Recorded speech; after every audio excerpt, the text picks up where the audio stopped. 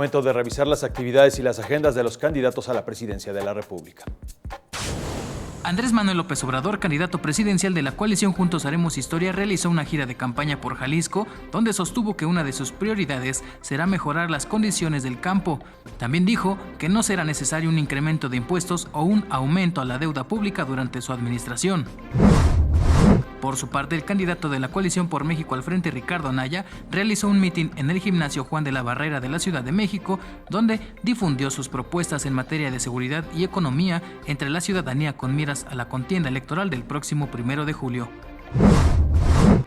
Por su parte, el candidato de la coalición Todos por México, José Antonio Meade, señaló este lunes que el relanzamiento de su campaña, sumado con un debate del que se dijo ganador, genera el momento oportuno para que él gane las elecciones. Advirtió también que su campaña va caminando, pero se revisará a diario su estrategia. Por último, Jaime Rodríguez Calderón, candidato independiente a la presidencia de la República, siguió de gira por Tijuana, donde señaló que le pareció que el formato del segundo debate no fue el adecuado. Dijo que estuvo aburrido y que hubo protagonismo de los conductores. Héctor Mendoza, 21 Noticias.